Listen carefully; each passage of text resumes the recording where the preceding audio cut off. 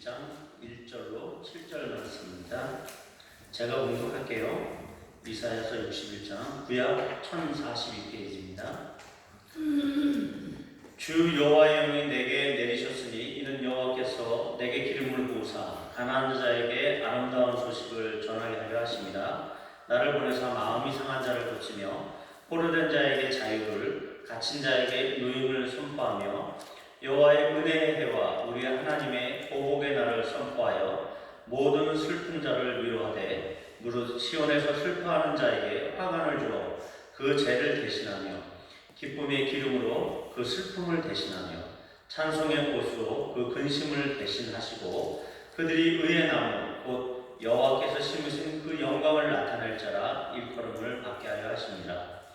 그들은 오래 황폐되었던 곳을 다시 쌓을 것이며 옛부터 무너진 곳을 다시 일으킬 것이며 황폐한 성읍 곧 대대로 무너져 있던 것들을 중수할 것이며 외인은 서서 너희 양떼를 칠 것이요 이방 사람은 너희 농부와 포도원지기가 될 것이나 오직 너희는 여호와의 제사장이라 일컬음을 받을 것이라.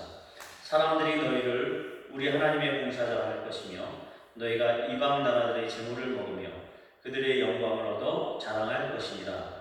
너희가 수치 대신에 보상을 배나 얻으며 능욕 대신에 몫으로 말미암아 즐거워할 것이다. 그리하여 그들의 땅에서 갑절이 나오고 영원한 기쁨이 있으리라. 아멘. 오늘 이 말씀도 역시 계속되는 이사야서의 동일한 말씀처럼 이스라엘 민족을 그 포로된 상태에서 다시 회복하시고 하나님의 회복과 위로를 선포해주고 있는 말씀입니다. 그래서 그 결국은 이들이 하나님 안에서 기쁨을 얻고 여호와의 제사장 나라로서 하나님의 봉사자로서 다시 거듭나고 하나님을 섬기는 그 나라에서 이방으로 와서 이 백성들을 섬길 것에 대해서 그러한 축복을 하나님께서 수치 대신에 그 보상을 배나 주시고 또한 능욕 대신에 그 몫으로 말미암아 이 모든 민족이 회복된 이스라엘 백성들이 기쁨이 갑절이나 될 것이다. 갑절이라고 하는 말은 이스라엘 민족들이 장자에게 주는 몫이잖아요. 상속을 줄 때 일반 아들들이 있거나 그러면 그들에게 나가는 그 분량에 갑절을 주는 것이거든요. 그래서 영적으로 좋은 의미가 있는 갑절의 의미가 있습니다. 그리고 제사장에게 주는 이런 몫으로서의 갑절을 이야기하고 있어요. 그래서 하나님의 그 축복이 우리에게 임할 것이다. 우리의 모든 삶의 포로의 상태, 자유롭지 못한 상태, 능욕을 받던 상태에서 이제 하나님께서 우리를 완전한 회복하시고 완전한 회복을 주시고 또한 그에 더불어서 복까지 주실 것이다 라고 하는 이 아주 좋은 위로의 말씀이 우리에게 주어지고 있는 것입니다. 그래서 이 말씀 중에 우리가 주의해서 봐야 될 부분들이 포로된 자에게 자유를 선포하는 해를 이야기하고 있어요. 그래서 은혜의 해, 보복의 날 이렇게 말을 표현하고 있거든요. 이것은 구약의 다른 의미로 표현한다고 하면 희년이라고 하는 개념으로 우리가 볼 수가 있어요. 희년. 그래서 기쁠 희자, 연년자에서 기쁜 해다 이런 의미가 있는데 우리가 지난주에는 이제 안식일에 관한 이야기를 했잖아요. 그래서 하나님 안에서 안식하는 것이 되레어 우리의 모든 수고보다 더 능하고 좋은 것이다 이런 말씀을 했는데 이 희년이라는 의미는 뭐냐면 이 희년이라는 의미를 우리가 생각하려면 안식년을 이해를 해야 돼요. 이스라엘 민족이 하나님께서 가나안 땅으로 이끌고 나서 안식일뿐만이 아니라 매 7년마다 그 한 해를 농사를 짓지 말고 그 땅을 기경을 하지 말라 이렇게 한 게 이제 안식년이거든요. 그 의미는 땅도 좀 쉬어야 되지 않겠느냐. 그래서 하나님 안에서 하나님의 창조 사역 안에서 땅도 좀 쉬게 하라. 그렇게 되면 이스라엘 민족들이 1년 동안 뭘 먹게 되죠? 먹을 게 없을 수도 있잖아요. 근데 신경 안 쓰셔도 돼요. 하나님께서 그 6년 차에 3년치 분량을 주시는 거예요. 왜 3년치 분량을 줄까요? 자, 6년치에 걷어가지고 안식년에 먹어야 되겠죠? 그 해를 쉬어야 되잖아요. 씨를 못 뿌리죠? 그러면 8년 차에 씨를 뿌리게 되잖아요. 8년 차에 먹을 게 없잖아요. 그죠? 그리고 9년 차 그 말에나 가서 거두게 된단 말이에요. 그래서 6년 차에 3년치를 주시는 거예요. 이 안에는 이렇게 큰 하나님의 축복과 계획과 섭리가 있는 것이죠. 그래서 이 안식년이라고 하는 것을 그래서 잘 지켜야 되는 것이에요. 근데 이 안식년의 개념에는 또 이제 면제년이라는 의미로서 히브리 사람으로서 히브리 사람의 종된 사람들이 있단 말이에요. 이 사람들을 돌려보내야 돼요. 그러니까 이 안식년의 개념에는 뭐가 있죠? 그러니까 땅에 대한 개념이 있어요. 그 다음에 이 종살이했던 사람들에 대한 자유를 선포해주는 또한 사람의 개념이 있단 말이에요. 그래서 이 안식년을 통해서 회복을 얘기하고 있는 것이고 쉼을 얘기하고 있는 것이고 자유를 선포하고 있는 개념입니다.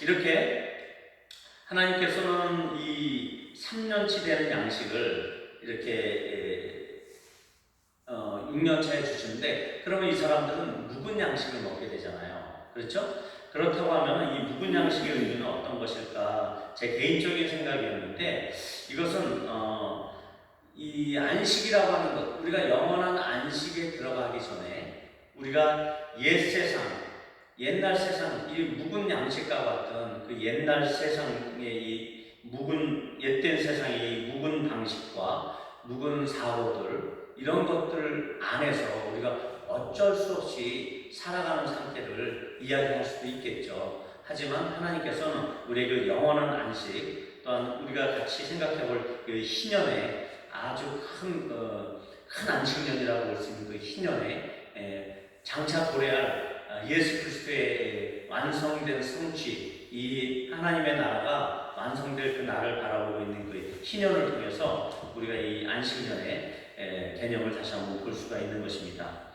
그래서 결국은 희년이라고 하는 것은 뭐냐면 이 안식년이 7번, 그러면 49년이잖아요. 그리고 그 49년이 되는 해도 안식년이잖아요. 그 다음에 50년이 되는 해도 안식년으로 지키는 거예요. 희년으로. 그래서 더블로 되는 거죠. 안식년이 49, 50 이렇게 더블로 안식년을 지키게 되다 보니까 아주 그 안식년 자체가 거룩한 해라고 하나님께서 성경에 표현하고 있는데 희년은 아주 더 더블로 거룩한 해가 되고 아주 큰 해를 의미하고 있는 것입니다. 그래서 그 희년에는 역시나 마찬가지로 또 빼앗겼던 토지를 가져오고 원래대로 회복하는 해예요. 그리고 종으로 노예의 삶을 살고 있었던 사람들에게 자유를 선포하는 그런 해입니다. 그래서 7이라는 숫자는 이스라엘에게서는 의미 있는 숫자잖아요. 그 7이 7번 겹치고 그 다음에 또 안식년이 또 주어지는 아주 큰 그런 해가 바로 희년입니다. 그래서 이 레위기 25장에 보니까요. 그래서 이 안식년이라고 하는 것과 또 속죄일이라고 하는 것, 그러니까 매년 7째 달의 10째 날이 속죄일인데 그 다음에 희년이라고 하는 것, 이것을 동시에 언급하고 있는 것을 볼 수가 있어요. 결국은 이 희년이라고 하는 것 안에는 우리의 속죄의 개념도 들어가 있고 또 하나님 앞에서 안식을 해야 된다는 그런 개념도 있지만 오늘 다시 우리가 희년에 대해서 볼 수 있는 것은 뭐냐면 오늘 이사야서에서 봤던 것처럼 자유를 공포하는 해로 이렇게 표현되고 있단 말이에요.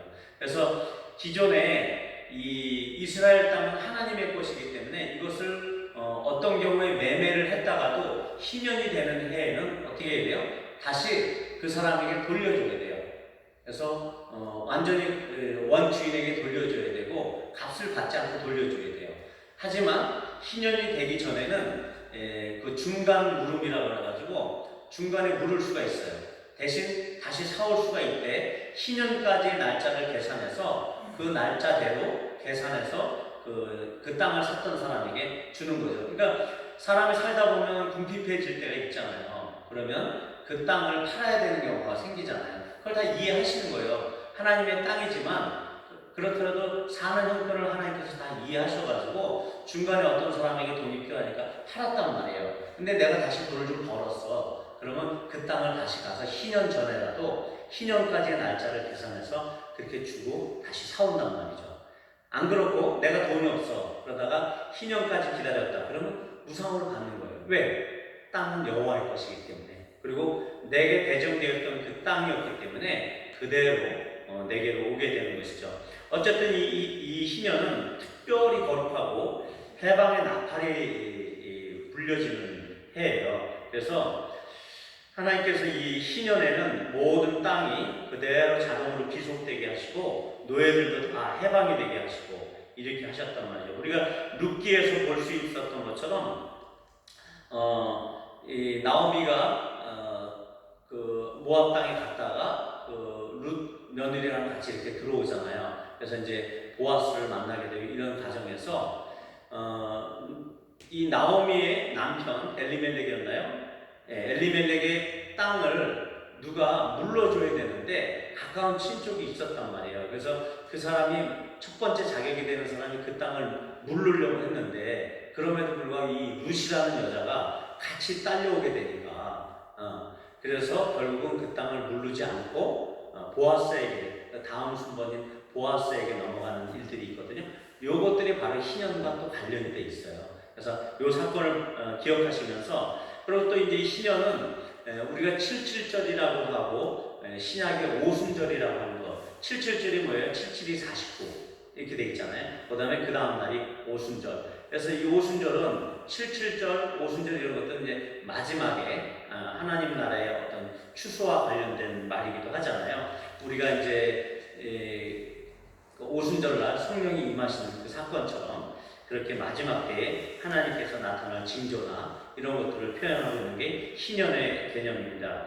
그래서 구속해야 될 것, 그 다음에 다시 물러야 될 그 물건들이나 소유물, 땅을 얘기하는 거죠. 그 다음에 물려야 할 그런 것들이 때가 있다라는 거예요. 하나님께서 이런 것들을 해방시킬 때가 있고 그거를 물르고 값주고 사올 때가 있다라는 것이에요.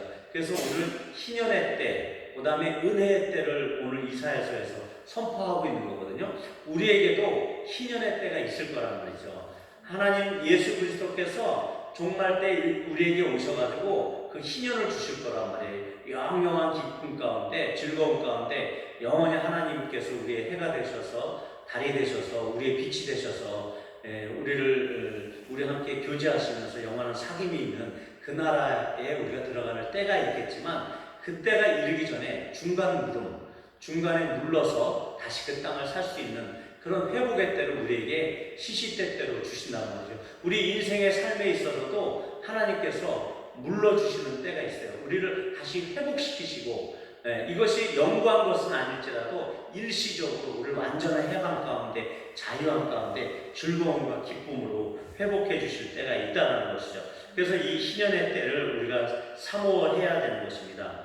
그리고 이것이 이제 로마서에서 보면은 어떤 식으로 표현이 되어 있냐면 모든 피조물들도 그 썩어짐의 종로릇한 데서 해방되었다. 그래가지고 하나님의 자녀들의 영광의 자유에 이르는 것을 그들이 갈망한다. 이렇게 표현하고 있단 말이죠. 그리고 또 뿐만 아니라 성령의 처음 익은 열매를 받은 우리까지도 속으로 탄식하여 양자될 것, 곧 우리 몸의 속량을 기다리며 하나님께서 우리 몸을 완전히 속량한다는 건 뭐예요? 구원한다는 개념이고 이렇게 값주고 노예 상태에서 물러오는 거란 말이에요. 원래 자연인의 상태로 자유인의 상태로 물러오는 것을 속량이라고 얘기하고 있는 것이죠. 그런데 이 속량을 감당할 사람들은 친족들이에요. 친족. 멀리 있는 사람, 아무 나랑 관련이 없는 사람은 상관이 없어요. 친족이어야 된다는 것이죠. 자, 어쨌든 이렇게 물른다라는 개념이 이스라엘 민족들 안에는 제도적으로 되어 있었단 말이에요. 이것을 바로 고엘 제도라고 해요. 고엘 제도. 그래서 이 고엘 제도는 어떤 것이냐면 세 가지로 드러나게 되어 있어요. 우리가 보통 민법의 규정이에요. 우리가 일상생활하는 규정인데 친족의 토지를 아까처럼 되물리는 거예요. 친족이 있으면. 그 다음에 자식이 없는 미망인이 있잖아요. 그럼 그 친족 중에서 그 혈통을 잇도록 그 여인을 통해서 혈통을 잇도록 하는 게 바로 이제 고엘 제도입니다. 또한 그거 말고도 나머지는 제가 나중에 다시 한번 말씀을 드릴게요. 어찌됐든 이 고엘 제도 안에서는 어떻게 보면 하나님의 은혜라는 것을 빼놓고서는 이 고엘 제도가 설명이 안 되는 거예요. 그리고 오늘 우리가 봤던 6절 말씀을 잠깐 보면은 그 6절 안에 보면 우리에게 복을 주실 때도 공동체적으로 주세요. 네. 이 이스라엘 민족들 가운데 공동체적으로 주고, 하나님께서도 언약을 삼으실 때도 이스라엘 민족과 언약 백성으로서, 언약 공동체로서 이스라엘에게, 그 언약 공동체로서 이스라엘로 같이 그런 그 집단체로서, 공동체로서의 언약을 같이 이렇게 하시거든요. 그러니까 뭐 언약이라는 말은 구약에서 히브리 말로는 베리트라고 해가지고, 이것은 어떤 면에 족쇄나 착고 이렇게 꽉 얽매는 것을 이제 언약이라고 하는데, 이 언약은 그 언약 당사자들끼리 서로 맺는 경우도 있지만, 어느 한쪽이 제시하는 약속이나 서약이나 이런 것들도 포함하고 있는 것이거든요.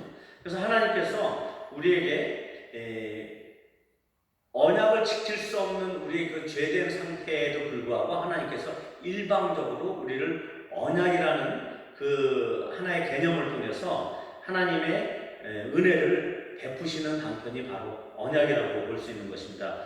언약이라는 형식을 빌어가지고 그래서 우리에게 주시는 것이에요. 그런 것들이 바로 하나님의 극진한 사랑의 은혜이고, 이것이 바로 구약에서는 이제 헤세드라는 말로 표현하고 있습니다.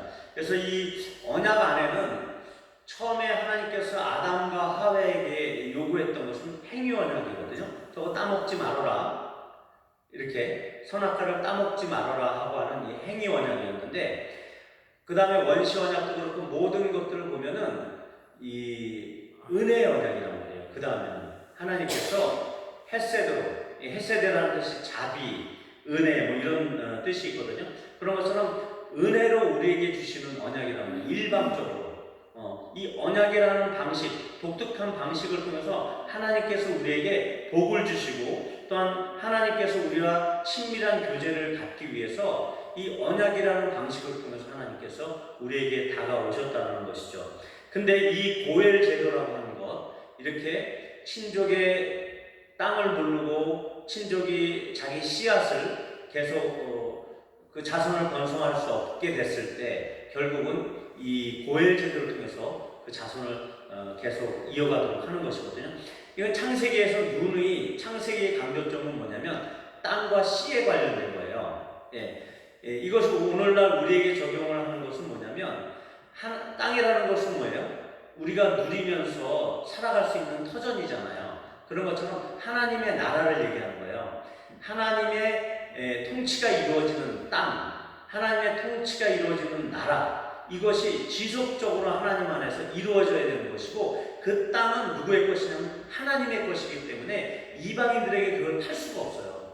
그래서 그 땅은 하나님이 주신 그 사람이 잘 지켜야 돼요. 이 하나님의 나라는 그래서 우리가 잘 지켜야 되고 유지해야 되는 거예요. 그래서 이 언약이라는 개념 안에는 이렇게 체결한다, 그러니까 자른다라는 의미도 있지만, 두 번째는 유지한다라는 의미도 있단 말이에요. 그래서 이 언약을 그러니까 자른다라는 의미는 뭐냐면 할례와 같은 개념인데, 네가 이 언약을 지키지 못하면은 잘려나간다, 이런 의미로도 볼 수도 있지만, 이게 원어적으로도 언약이라는 건 자른다라는 의미로 해서 아주 맹약적인 의미를 갖고 있단 말이에요. 그래서 이런 자른다라는 의미, 그러면서도 또한 유지한다라는 의미가 있는데, 하나님이 부여해 주신 하나님의 나라를 우리가 잘 유지하고 또한 존속시키는 것, 이것이 창세기에서 계속 이야기하고 있는 것이면서, 또 하나님의 씨, 그러니까 그 거룩한 자손들이 지속적으로 하나님으로부터 나온 그 자손들이 지속적으로 세상의 딸들, 세상의 어떤 유혹들에 의해서 휩쓸리는 것이 아니라, 그 나라 백성들이 하나님의 통치가 이루어지는 그 땅 안에서 또한 하나님의 그 거룩한 백성들이 존속되어지고 유지되어지길 원하는 그 개념들이 다 담겨져 있는 것입니다. 그런 것처럼 하나님께서는 언약 공동체로서 이 이스라엘 민족들을 부르고 계세요. 그리고 이 출애굽 때에서부터 너희로 내 백성을 삼고 나는 너희 하나님이 되리니, 이런 식으로 해서 하나님께서는 계속적으로 또 부부관계를 통해서 또 이스라엘 민족과의 관계를 설명하고 있듯이 어떤 가족관계로서의 언약 공동체를 묻고 있단 말이에요.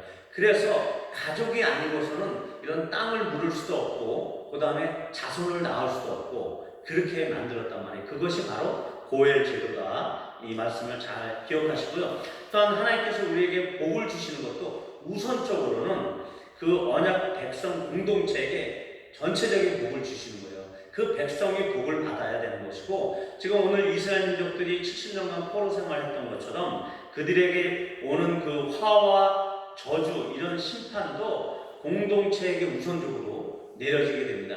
하지만 그 공동체에 내려진 그 심판 가운데서도 하나님의 남은 자들이 있었던 것처럼 결국은 공동체적으로 먼저 임한다는 것들을 우리가 기억을 해야 됩니다. 그래서 다시 한번 말씀을 드리면 고엘 제도는 자기 아들이 애굽의 종살이로 살고 있었던 것처럼 그 이스라엘 민족들이 하나님께서 별개의 사람이 아니라는 거예요. 이 이스라엘 민족들이 별개의 민족이 아니고 자기 아들, 자기 친족으로 생각하셔가지고 그 애굽의 종살이에 살고 있었던 것을 불쌍히 여기셔서 직접 가셔서 그들을 구속해내신 사건이 출애굽 사건이란 말이죠. 그런 것처럼 이 고엘 제도의 이 친족 간의 이 고엘 제도를 통해서 하나님께서는 계속적으로 이스라엘 민족에게 은혜를 베푸시고 있는 모습을 볼 수가 있어요. 그리고 이 언약의 원천은 바로 헤세드라고 말씀드렸잖아요.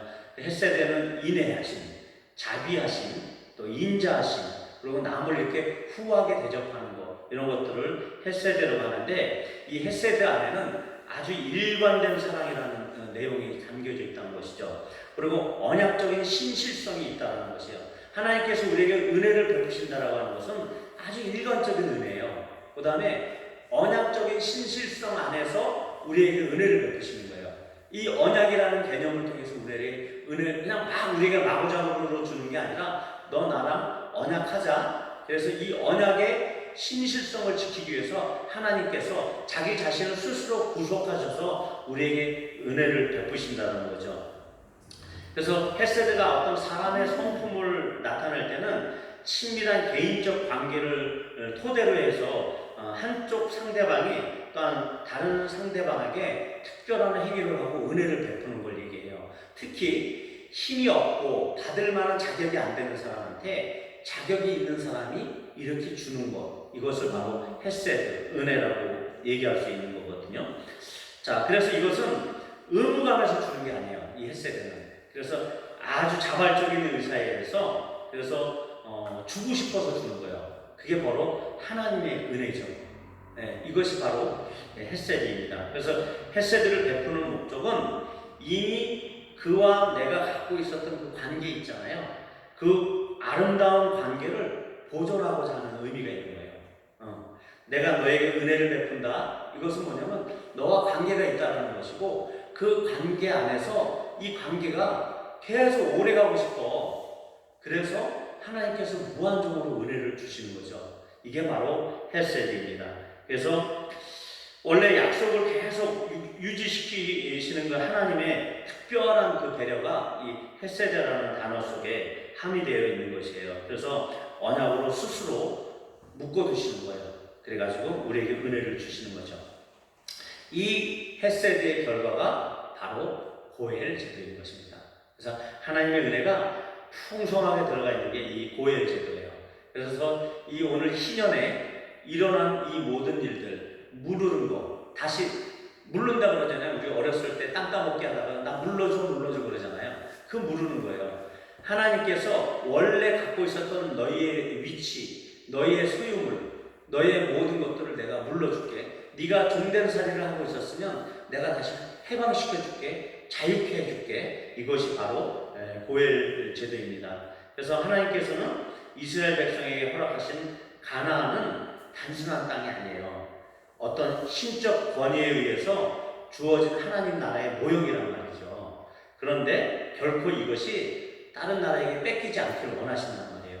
그래서 하나님의 나라의 그 통치가 왕성하게 이루어지고 하나님이 주신 그 율법대로 이 나라가 잘 준행이 되어져서 우상도 섬기지 않고 이렇게 됐었으면 이 나라가 더욱더 강성한 나라가 되고 이방 나라 중에서 우뚝 제사장 나라로 섰을 거란 말이죠. 하지만 이들은 이제 그게 안 됐던 것입니다.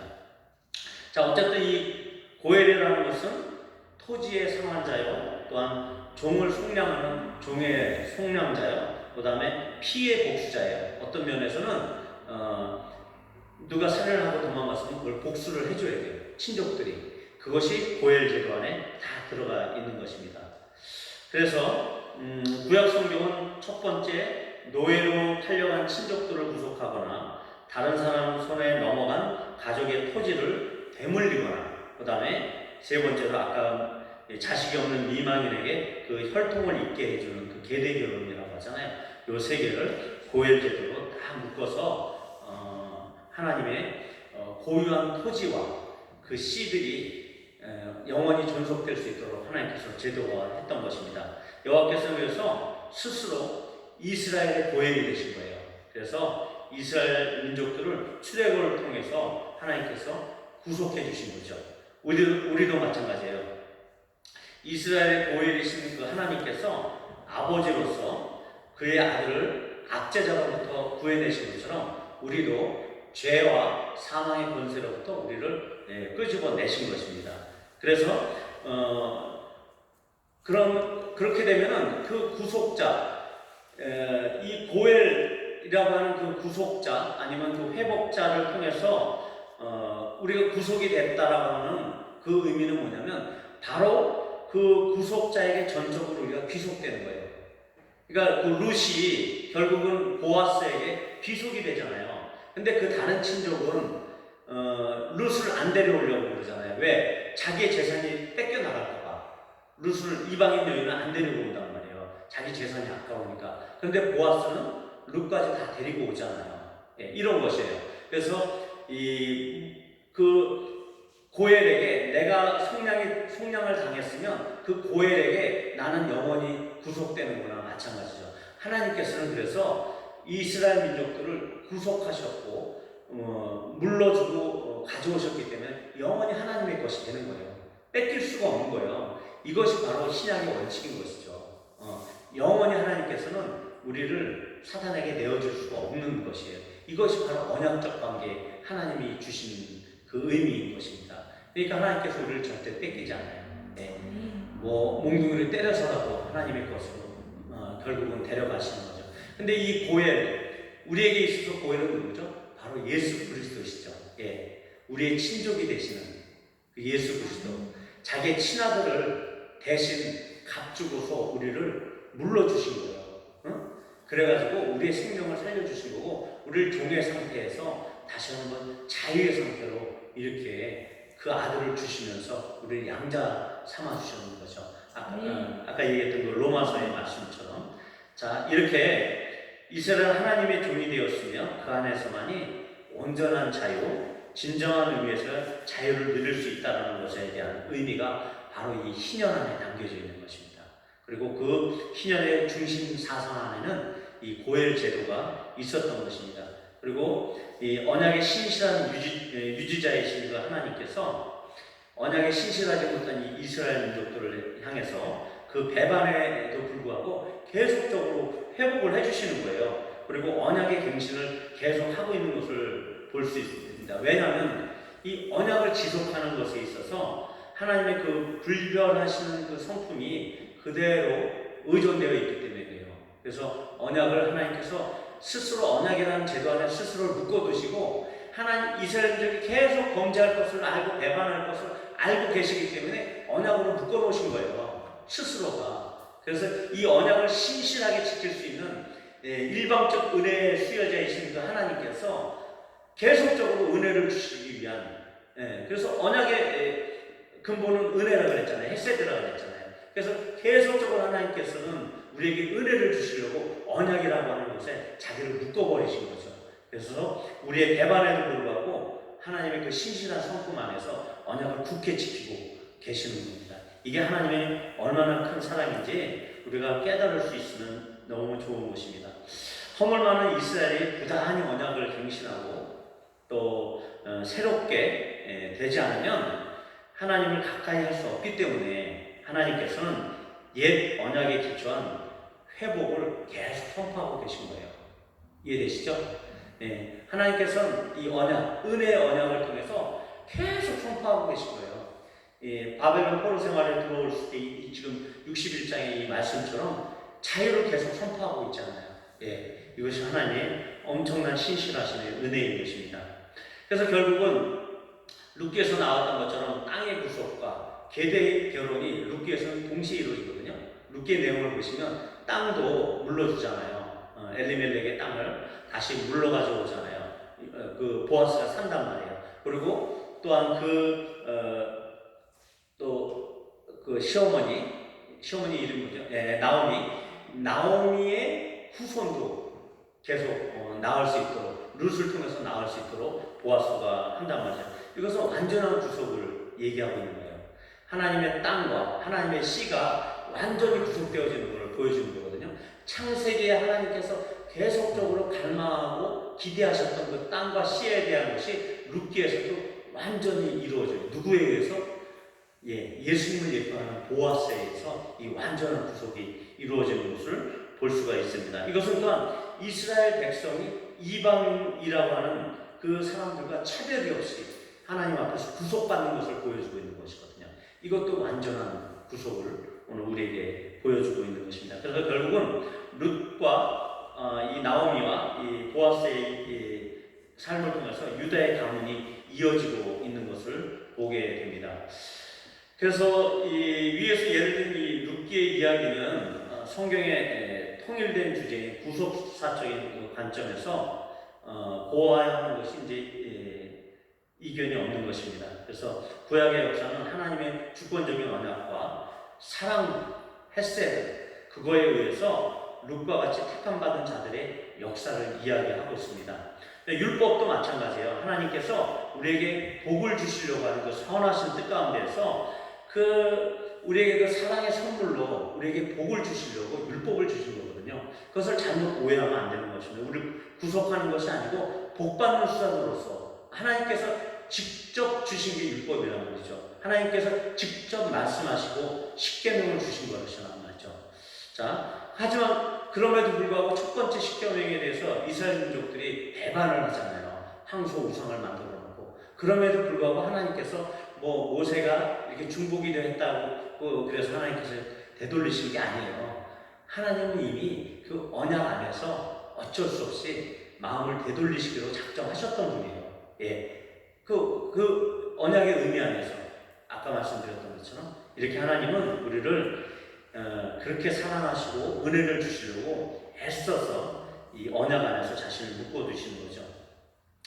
그래서 이 고엘의 제도는 예수 그리스도를 나타내고 있고요. 예수님은 은혜 언약의 중심에 계신 분입니다. 그래서 고엘은 은혜 언약의 중심에서 은혜 언약의 증인이에요. 이 고엘 제도라고 하는 것은 은혜 언약을 봐라. 이거 하나님께서 우리에게 은혜를 주신 언약이야. 거기에 대한 증거를 하고 있는 증인이란 말이에요. 이 고엘 제도가. 그리고 또한 역사의 주관자이신 하나님 앞에서 그의 구속자의 대변인으로 서 있는 거예요. 하나님께서 우리를 구속하시잖아요. 그 구속의 은혜를 대변하고 있는 거예요. 증인으로서, 대변자로서 이 고엘 제도가 서 있는 것을 우리가 봐야 됩니다. 그것이 어디에 있다고요? 희년의 제도 안에 있는 것입니다. 우리가 오늘 이 말씀 속에서 이 희년의 제도를 잠깐 봤잖아요. 그 안에 이런 깊은 의미가 있어요. 물러주는 은혜가 있단 말이죠. 하나님께서 우리를 애초부터 범죄할 걸 아시고 계속적으로 회복시키려고 하는 그 은혜의 언약을 마련해놓고 계셨단 말이죠. 이 얼마나 엄청난 은혜인지 하나님의 그 풍성하신 은혜를 우리가 생각하면 생각할수록 얼마나 감사한지 모르겠습니다. 그래서 오늘 이 말씀에서 결론적으로 하나님께서 그렇게 구속하신 백성들을 어떻게 하겠다고요? 이 땅에 심으시겠대요. 이 땅에 심으신 의의 나무로 우리를 삼으시겠다는 거죠. 그리고 그의 영광을 나타낼 자로 삼으시겠다고 이야기를 합니다.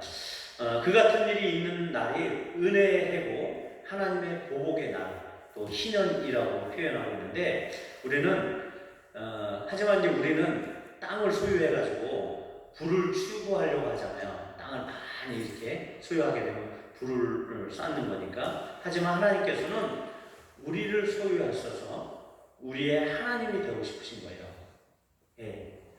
우리는 땅을 차지하려고 하지만 그것 때문에 우리가 구할 거라고 생각하지만 그게 아니에요. 하나님은 우리를 갖고 싶어 하시는 거예요. 그래서 우리도 하나님을 추구해야 되고 하나님을 소유로 삼아야 된다는 반대의 말이나 마찬가지죠. 그래서 하나님께서 우리를 그렇게 수많은 배반에도 불구하고 언약이라는 데 얼걸매가지고 계속적으로 은혜를 주시는 그 이유는 우리를 자기의 소유로 삼으셔가지고 우리의 하나님이 되고 싶으신 거죠. 우리와 깊은 교제를 나누시고 지금도 그래서 마지막 희년의 때가 오기 전에라도 우리를 중간 물음으로 물러오고 계시는 거예요. 우리의 수없는 제약에도 불구하고 이스라엘의 수없는 배반에도 불구하고 중간중간 자꾸 물러오셨단 말이에요. 예. 지금도 우리에게 그 은혜가 임하고 있는 것입니다. 하나님께서는 종되었던 우리를 자신의 친아들로서 값을 치르고 물으셔서 양아들로 삼아주셨고요. 우리는 또한 세상 사람보다 높아지려고 하지만 하나님은 그 사람들보다 우리가 높아지기보다는 네가 그 사람들을 무르는 사람이 되어라. 그 사람을 속량하는 사람이 되어라. 그 사람들의 그 갇힘과 억눌림과 그 포로된 상태에서 너희가 물러주는 사람이 되어라. 이렇게 우리를 부르신다는 것이죠. 그래서 진정한 해방을 주는 사람으로서 우리가 의의 나무로 그렇게 하나님의 영광을 나타낼 자로 서야 된다라고 이렇게 말씀을 하고 계시는 것입니다. 아담이 빼앗긴 그 소유권이 있잖아요. 아담이 갖고 있었던 에덴 동산의 소유권이 있었잖아요. 아담은 쫓겨났잖아요. 그런 것처럼 아담이 빼앗긴 그 소유권, 그 기쁨의 땅, 오늘 이 이스라엘 민족들이 돌아와가지고 결국은 하나님께서 복을 주셔서 기쁨을 주시고 즐거움을 주시잖아요. 그 기쁨의 땅, 에덴이라는 뜻이 기쁨이라는 뜻이거든요. 그런데 이 빼앗긴 에덴에 대해서 그 소유권에 대해서 그 원래 하나님의 것인 그 토지와 거룩한 자손을 동시에 모두 물으시는 분, 그리고 하나님이 다스리는 이 땅, 노예에서 하나님의 백성으로 해방을 가져다 주시는 그분은 바로 우리의 보혜이신 예수 그리스도이신 것을 다시 한번 감사하시기 바랍니다.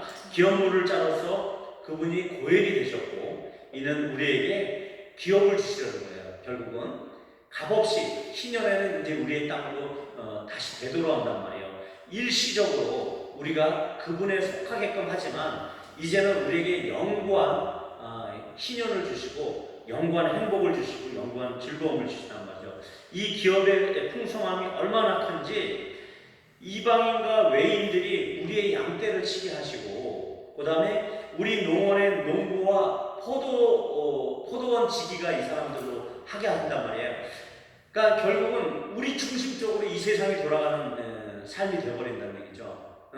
하나님께서 우리가 이렇게 이방 나라들이 우리를 그 재물로 우리를 섬길 것이고 우리의 그 기존에 겪었던 수치 대신에 우리를 보상해 주실 것이고 우리가 당했던 그 능욕 대신에 우리에게 기업을 주실 거란 말이죠. 이렇게 그것을 통해서 하나님이 주신 그 복으로 인해서 그 기업으로 인해서 우리가 엄청 즐거워하고 기쁘게 될 날이 있을 것이다 말이죠.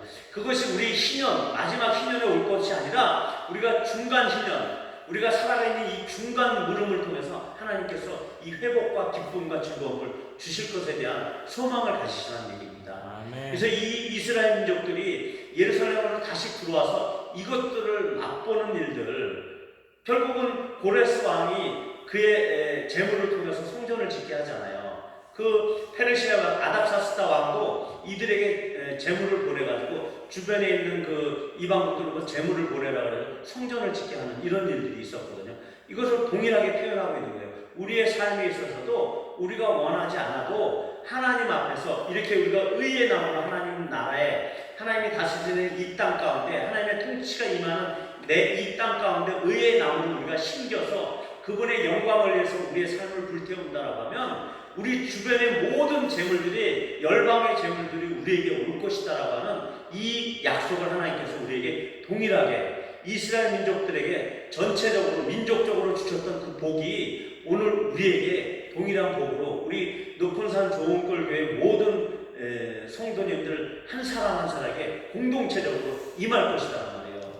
예, 그 좋은 일들이 다 생기실 거예요. 예? 예, 반주자님도 생겼잖아요. 또 누가 또 생겼는데 우리 김한일 성도 생겼잖아요. 오늘 기적과 같은 일을 또 체험했거든요. 자, 그래서 우리가 다스릴 통치의 영역과 우리가 해방시킬 또 다른 여호와의 종들에 위한 우리의 기업을 만들어야 되겠습니다. 그것이 가능하기 위해서는 우리의 책무를 다해야 합니다. 여호와의 제사장으로서 하나님의 봉사자로서 책무를 다해야 합니다. 예, 우리가 의의 나무를 심겨서 하나님의 영광을 드리기 위해서는 어떤 일을 해야 됩니까?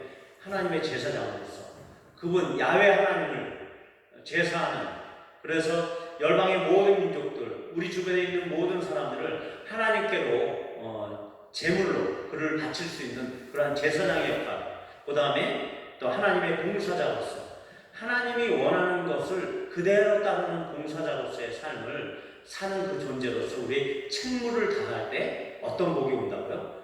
옆에서 그냥 다 우리를 돕게 돼 있고요. 우리가 정말 인생에서도 복을 받게 될 것입니다. 그 희년, 하나님께서 영구하게 오는 그 종말의 희년이 아니라 중간의 희년을 우리에게 주실 거란 말이죠. 그래서 이 복을 받아 넘치고 흘러서 그것을 우리만 위해서 쓰는 것이 아니라 또 다른 해방시켜야 될 자, 또 다른 노예들, 또다시 우리가 물러야 될 그 친족으로서의 위치, 그것을 우리가 잘 인지하셔서 그 책무를 열심히 다하는, 그 책무를 다할 때 하나님께서 이 복을 우리에게 공동체적으로 줄 것이다라는 것에 대해서 오늘 이 말씀을 잘 생각하시면서 이 믿음을 잃지 않고 우리가 먼저 그의 나라와 그의 의를 위해서 우리가 의의 나무로 굳건하게 하나님이 주신 땅에서 뿌리를 내려서 하나님의 영광을 위해서 우리의 삶을 제사장 직분으로서, 봉사자의 직분으로서 끝까지 매진하는 저와 여러분이 됐으면 좋겠습니다. 같이 기도하시겠습니다.